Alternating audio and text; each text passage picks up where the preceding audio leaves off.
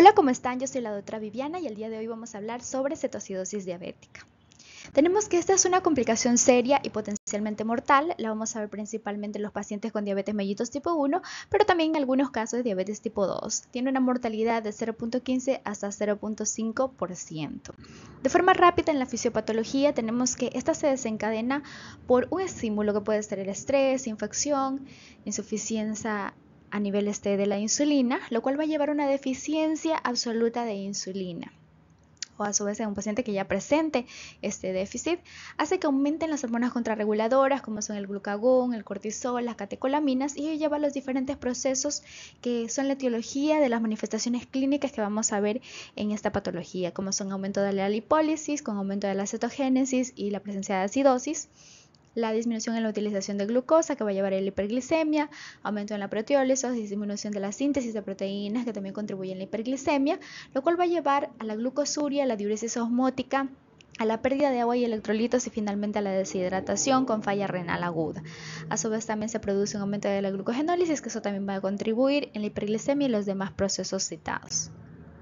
Para que podamos entender de una forma más práctica, tenemos un caso clínico en el cual vamos a ver cómo se maneja un paciente con esta patología. Entonces tenemos una niña de 5 años que ingresa con nosotros el año pasado, procedente de Quevedo. Vamos a ver que esta chiquita llega al área de emergencias pálida, con respiración de Kussmaul, taquicárdica, con los pulsos débiles. Entonces, como siempre, utilizamos el triángulo de evaluación pediátrica, en donde vemos que los tres lados se ven comprometidos. Es una paciente que llega grave, llega con insuficiencia respiratoria, básicamente estupurosa, y pues tenemos que al examen físico, a la rehistoria, pues nos indican que es una pacientita que ya lleva con polidipsia y poliuria, que lo vamos a ver pues más adelante de forma más detallada en la evaluación secundaria. Entonces, comenzamos primero con la evaluación primaria. Vamos a ver en la A, vemos que es una vía aérea no mantenible definitivamente, es una paciente que lleva insuficiencia. La B, vemos que tiene una frecuencia respiratoria de 30, que es el percentil 50-90, tiene una respiración de Kussmaul con una saturación de 98%. En la C, que es la circulación, vemos que tiene una presión de 73-45, que para su edad de 5 años está en menos del percentil 5 para su edad. Tiene una frecuencia cardíaca de 147 que nos da para el percentil 90 con pulsos débiles. En la D, que es el déficit neurológico, tiene un Glasgow de 8-15, es una paciente que va a requerir probablemente de ventilación mecánica de manejo avanzado de la vía aérea y una glicemia de 492 miligramos sobre decilitros. Entonces está hiperglicémica y pues finalmente la exposición está hipotérmica, temperatura de 35.3 grados centígrados. Entonces, ¿cuáles son las intervenciones en esta pacientita? Se canaliza una vía periférica y se pasan cargas con solución salina con cristaloides hasta 45 ml por kilo. Y pues básicamente una paciente con insuficiencia, mal perfundida, etcétera, se realiza el manejo avanzado de la vía aérea. Entonces, tenemos en la evaluación secundaria. Vamos a hacer el sample. Vemos que los signos y síntomas: insuficiencia, estupor, polidipsia y poliuria. Alergias ninguna. Medicamentos que estaba tomando: Birm, que es un multivitamínico, Normolax, parece que tenía constipación, Aeron 8 gotas, lo se llenaba de gases, y pues en esta pacientita es de otra casa de salud, entonces allá le colocaron ceftriaxona y un bolo de solución. En los antecedentes previos, pues tenemos vacunas completas, nace a término sin complicaciones, hospitalizada a los 4 años por una semana debido a constipación. Bueno, allí justifica el Normolax que estaba tomando, parece ser que sí tiene constipación crónica, y pues el abuelo materno es diabético. La última comida fue la merienda del día previo y pues los eventos. Es una pacientita autorreferida, o sea, llega por sus propios medios a nuestro hospital, ingresa a las 6 de la mañana con un cuadro de polidipsia, poliuria, realiza un vómito en una ocasión acompañado de dolor abdominal de moderada a gran intensidad y previo a su ingreso ya presenta datos de dificultad respiratoria. A su llegada a esta unidad, realmente el Glasgow no estaba deteriorado en ese momento, por lo cual si le ven con dificultad y colocan una mascarilla de reinhalación, le canalizan una vía periférica y pasan un bolo de solución a 250 ml y colocan pues la dosis de ceftriaxona a 500 miligramos. Como no tienen la capacidad resolutiva, los familiares piden el alta petición y la traen a nuestra casa de salud. Y acá, pues como ustedes vieron en el inicio, llega estupurosa, pálida, fásica quéxica, taquicárdica, con respiración de Kussmaul, mucosas secas, llenado en 5, pulsos débiles, con requerimiento de la vía aérea avanzada. Y pues obviamente decidimos su ingreso inmediato. En el examen físico, pues lo que más llama la atención es el llenado capilar prolongado, los ojos hundidos, presenta aleteo nasal con retracciones universales y pues el llenado capilar en 5 segundos. Hay distensión abdominal, pero no impresiona doloroso. En la evaluación terciaria vemos estos exámenes de laboratorio. Pueden ver que esta pacientita por el pH tiene acidosis, está en acidosis metabólica, tiene un bicarbonato de 3.2, la densidad de 1.021. En el examen de orina hay presencia de cetona, 150, cilindros patológicos positivos. Y en los químicos vamos a ver que tiene un potasio de 2.8, un cloro de 109, una PCR negativa. Vemos también un amonio de 143, una procalcitonina de 5 y pues la biometría tiene 25.000 de blancos, aprominio neutrófilo 50% y pues una anemia, hemoglobina de 10.5, hematocrito de 29.9. Con todos estos datos, entonces, decimos que nuestro paciente, primeramente, tenemos que hacer el diagnóstico. ¿Y cómo hacemos el diagnóstico? Con las manifestaciones clínicas que se evidencian en nuestro paciente. Usualmente estos pacientes van a tener ya un antecedente, o sea, no es que vienen debutando de forma aguda, pueden ser que sí, algunos pacientes ocurra de esta manera, pero en muchos casos ya tenemos una clínica de semanas, a veces incluso meses, que los pacientes ya presentan anorexia, presentan poliuria, polidipsia, los síntomas que son característicos de la diabetes. Pero también vamos a encontrar niños con náuseas, con o sin vómitos, anorexia, van a llegar con datos de deshidratación cuando debutan, la respiración de Kussmaul, aliento cetónico, deshidratados, con dolor abdominal, puede llegar incluso a confundirse con una apendicitis, pueden llegar letárgicos, incluso pueden llegar en coma. Este paciente definitivamente llegó muy mal. Entonces, ¿cómo nosotros hacemos el diagnóstico de cetoacidosis diabética? Pues los criterios para la cetoacidosis diabética son un pH venoso menos de 7.3 o un bicarbonato sérico menor a 18 milimoles sobre litro. Ya ve la presencia de cetonemia, eso en nuestro hospital no hacemos cetonas en la sangre, pero debe ser mayor a 30 miligramos sobre decilitros o una cetonuria moderada o grave, mayor a 40 miligramos sobre decilitros o 2 cruces si utilizamos la tirilla. Y una hiperglicemia mayor a 200 miligramos sobre decilitros. Una vez que ya tenemos ese diagnóstico, nosotros tenemos que clasificar a nuestra cetoacidosis. Decimos, ¿esta es leve, moderada o severa? En este caso, pues, vemos cómo está distribuido, un pH menor a 7.3, un bicarbonato menos de 18, moderada menos de 7.2, menos de 10 de bicarbonato, severa menos de 7.1, menos de 5 el bicarbonato. En el supuesto caso que nosotros tuviéramos un pH de 7.3 y tenemos un bicarbonato de 4, ¿en dónde la clasificaríamos a nuestra cetoacidosis? Siempre tenemos que colocar el parámetro que esté más grave. O sea, en este caso el bicarbonato que estaba en 4, ese es el que yo tengo que considerar y digo que mi paciente tiene una cetoacidosis diabética grave. En este caso, pues nuestro paciente efectivamente tiene una cetoacidosis severa, como lo vimos, un pH menos de 7.1 y el bicarbonato igual, menos de 5. Entonces, allí es donde vamos a clasificar a nuestro paciente.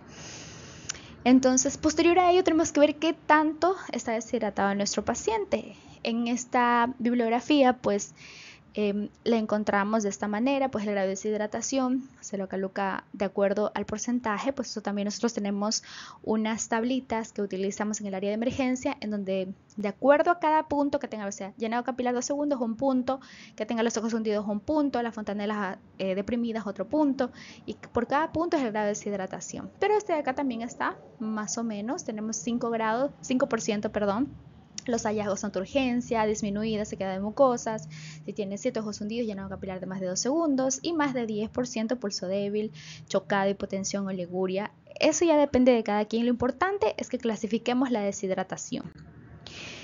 Entonces, de forma práctica tenemos que el tratamiento va a ir dirigido ¿a qué? A que tenemos que principalmente, en primera instancia, porque es un paciente que llega muy deshidratado, restaurar el volumen. Posterior a ello, rompemos cetosis. de allí vigilamos las complicaciones, principalmente el edema cerebral, que es la más importante de todas, y obviamente tenemos que tratar e investigar cuál es la causa subyacente, porque como les dije al principio, la principal causa subyacente en la mayoría de los casos es una infección. Entonces tenemos que buscar la etiología de la forma que sea. Entonces, en nuestro paciente, que ya vimos anteriormente, se hizo la evaluación primaria, vimos cómo tenía todas las partes de nuestro pentágono. Entonces, ¿qué hacemos? Nuestro paciente llegó deshidratado, llegó muy deshidratado. Básicamente, los líquidos es lo primero que tenemos que nosotros valorar. Entonces, si es que el paciente está chocado, ya sabemos todo lo que puede tener un paciente chocado. ¿Qué es lo que hacemos? Administramos líquidos como si se tratara de un choque. Entonces, usualmente utilizamos cargas a 20 ml por kilo y lo pasamos en 20 minutos, 20 a 30 minutos. Eso es lo que nos dicen todas las guías. Pues aquí puse como que una referencia, 2 guías diferentes decían a 10 ml por kilo, a 20 ml por kilo. ¿Y cuál es el consenso? Que se pasen bolos en el menor tiempo posible, porque de esa manera restauramos la volemia de forma más rápida y obviamente lo amerita. Lo que se tiene que hacer es tratar de reemplazar en las primeras 36 a 48 horas la volemia que ha perdido nuestro paciente. Este requerimiento que va a necesitar nuestro paciente lo calculamos, o sea, si es que el paciente está chocado, lo que le pasamos en el choque lo vamos a sumar al déficit de los requerimientos del mantenimiento y el resto del volumen. O sea, si yo le hice un déficit, digamos, el paciente, el flujo basal, utilizamos la fórmula de Holiday-Seeger, ¿no? Entonces tenemos esto, más el déficit nos corresponde a un valor. Entonces si le pasamos las cargas, esas cargas las restamos a lo que nos corresponde del déficit y el mantenimiento. Eso es a lo que se refiere en esta parte de la diapositiva. Y obviamente tenemos que observar, en los casos de los pacientes obesos, tenemos que utilizar el peso ideal. O el percentil 75, que también lo solemos usar incluso en los pacientes con dengue. Eso ya... O sea, lo importante es que sabemos que obesos van a tener un peso ideal y van a tener un peso en el percentil 75, que pues ambos nos van a ayudar bastante para su manejo. Entonces, para que entiendan esta parte de los líquidos, tenemos aquí una diapositiva, es un ejemplo todo en inglés, pero yo aquí lo traduje en nuestro paciente. Entonces, nuestro paciente, ¿cuánto es lo que pesa? O sea, si lo recordábamos, nuestro paciente pesaba 12.3 kilos. Entonces, tenemos que nuestro paciente por 10, que es el porcentaje. En este paciente que llega muy grave, entonces nosotros le calculamos un déficit del 10%. Entonces, el peso que es 12.3 por 10% me queda 1230 ml. Entonces, a este paciente en particular, realmente, ¿por qué le pasaron hasta 45 ml por kilo? No lo sé, porque usualmente 20, 20, 20, le pasamos hasta 60 ml por kilo, pero aquí le pasaron una en 5 y 2 de 20, pues ya depende de cada quien como lo quiera hacer. Lo importante es pasarlo en bolos y aquí le pasaron a 45 ml por kilo, que en total fueron 553. Entonces, en estos 1230 nosotros le restamos las cargas que se pasaron y nos quedan 677 ml, lo cual nos daría un flujo de 28 ml hora. Y el mantenimiento que lo sacamos con Holiday-Seeger nos da 1080. Y eso, 24 horas, corresponde a 45 ml hora. Entonces debemos pasar, si sumamos los dos, 73 ml hora es lo que le corresponde a este paciente en 24 horas. Ahora, ¿qué líquidos le vamos a pasar a nuestro paciente? Realmente en esta guía, muy sabia, la última que se presentó pues, para la Sociedad de Diabetes en Pediatría y para el manejo de la cetoacidosis diabética como tal, pues nos dan esta opción, que es que nuestro paciente debería utilizar solución al 0.9% hasta que la glicemia se encuentre en 250 miligramos. Y posterior a ello deberíamos cambiar a dextrosa, porque ¿qué pasa? Que nuestro paciente, si bien es cierto, no deberíamos, ¿por qué le vamos a añadir más glucosa a nuestro paciente? Porque resulta que vamos a comenzar a manejar la insulina también y nuestro paciente se puede hipoglicemiar. Y recordemos que la hipoglicemia es mucho más mortal que una hiperglicemia. Entonces, y en nuestro niño, o sea, nunca vamos a parar la insulina, jamás se va a parar. Ay, no, está demasiado. No, la insulina jamás se para, lo que se manejan son los líquidos. Y es un juego de 1 a 1. Y bueno, entonces aquí si cae hasta 100 miligramos sobre decilitros, tenemos que pasar a dextrosa al 5%. Y obviamente debemos tener en cuenta los electrolitos, que es algo que ya vamos a ver más adelante también. Entonces aquí pues en este ejemplo que nos pone la guía, es que ponemos una dextrosa dextrofisiológica. O sea que solución salina al 0.9% 500 y dextrosa al 5% 500. Y aquí hay que poner electrolitos, pero el manejo de los electrolitos ya lo vamos a ver más adelante. Y pues ahí vemos cómo es que se maneja y cuánto se le pone, también lo vamos a hacer más adelante. Esto así es, y pues acá vemos la mezcla estándar inicial de dextrosal 5, 1000 cc. Pues en nuestro hospital ya les voy a decir cómo se le manejó. La segunda es 2 bolsas, o sea, vamos a ver contenido idéntico, solo que la una tiene dextrosa y la otra no. Y lo vamos manejando de acuerdo a los valores de glicemia, como pueden ver en la diapositiva. Dependiendo de eso es el porcentaje de cuánto de la una y cuánto de la otra se le pasa. Entonces como que un poco más dinámica, dependiendo obviamente de las glicemias. Como sabemos, nuestro paciente en cetocidosis le vamos a tomar glicemias cada hora, por tanto no es tan descabellado y pues se puede utilizar. Y ambas bolsas van a tener electrolitos igual. Pues aquí tenemos el manejo que nos indica la Asociación de Diabetes, que pues esta es de la guía del 2021, como ustedes pueden ver, la última actualización, y vemos aquí pues ya tenemos una cetocidosis diabética. Entonces el manejo inicial es con la evaluación primaria y la BCD, que ya lo dijimos. Paciente con deshidratación, signos de choque, manejamos bolo. Aquí en esta guía en particular dice que utilicemos a 10 ml por kilo. Como les dije, mientras sea rápido, utilicen los fluidos como ustedes lo deseen. Lo importante es que el choque se maneja con cargas. Eso es lo más importante. Y posterior a ello, pues, vemos si es que permanece chocado o no, y el considerar el uso de vasopresores. Posterior a ello, vamos a ver el potasio. Entonces, ¿qué es lo que corresponde al potasio?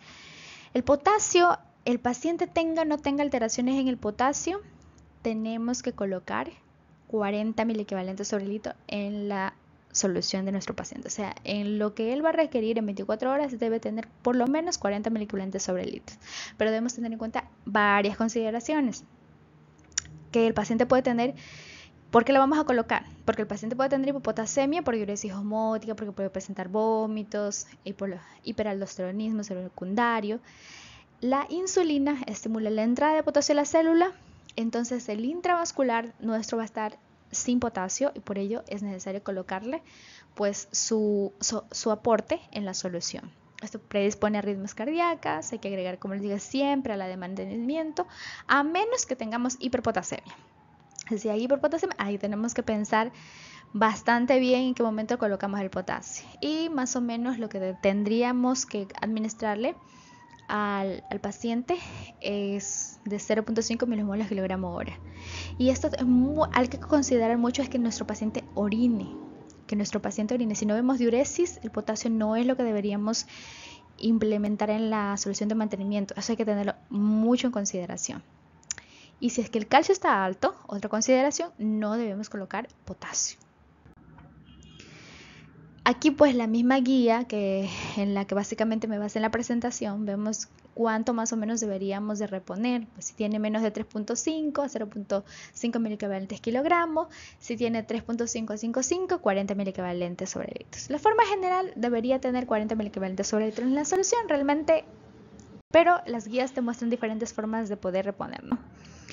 El sodio.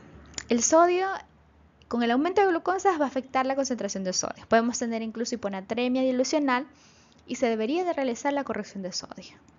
La hipernatremia nos va a proteger del edema cerebral. Entonces, mucho ojo con el sodio. Tras el cambio de solución, o sea, cuando ya no utilicemos la solución salina y ya empecemos a utilizar dextrosa, por lo menos la solución debe aportar 75 miliequivalentes sobre litros. O sea, mucho ojo con esto. Los fosfatos, o sea, el fósforo, esto se puede perder por diuresis osmóticas, se va a dar mucho más en pacientes en ayunas, y la hipofosfatemia, menos de 1 miligramo sobre decilitro, puede ocasionar encefalopatía metabólica, convulsiones y arritmia. Usualmente también debe aportarse a la solución fósforo. La glucosa, lo más importante, como les dije, tenemos que monitorizar la glucosa cada hora. Los síntomas de hipoglicemia a tener en cuenta son los mareos, la confusión, la sudoración, convulsiones, pérdida de conciencia. Cuando esta cae por debajo de 300 miligramos sobre decilitros, debemos ya agregar dextrosa a los líquidos, sin modificar la dosis de insulina, y mantenerla entre 150 y 250 miligramos sobre decilitro. Y si disminuye por debajo de 110, aumentamos la concentración de glucosa. Si caen por debajo de 70, la glucosa capilar, pues se debe administrar un bolo de dextrosa al 10% a 12 ml por kilo y aumentar la concentración de glucosa en nuestra infusión de mantenimiento. ¿Qué se hizo con nuestro paciente? Obviamente se lo dejó en ayuno, se colocó una dextrosa al 7.5% para pasar intravenoso a 45 ml hora. Se le colocó, aquí se hizo la de doble bolsa, o sea, una dextrosa en la otra solución salina, 1000 más fosfato de potasio, 10 ml, que nos aporta potasio 38 mil equivalentes más fósforo 26 miliosmoles. O sea, aquí se colocaron los dos electrolitos y se pasó intravenoso a 28 ml hora. Y así, pues al final obteníamos lo que nuestro paciente requería en 24 horas. En este paciente se mantuvo todavía hipotenso, entonces se colocó epinefrina a 0.2 microgramos kilogramos minuto, y pues también su dosis de ceftriaxona, pues por los datos de insuficiencia respiratoria aguda, se lo cataloga como un choque también y requiere pues de su dosis de antibiótica de amplio espectro, ceftriaxona. La insulina. ¿Cuándo iniciamos insulina? A la segunda hora. ¿Por qué? Porque esto va a detener la producción de cetonas y va a promover el metabolismo de los cetoácidos. ¿Cómo iniciamos la infusión? A 0.05 a una unidad internacional por kilogramo hora. Diluyendo, bueno, esto pueden diluirlo como ustedes deseen, 100 unidades de insulina y 99 de solución, por ejemplo, hasta la resolución completa de la cetoacidosis. Y no usar concentraciones de glucosa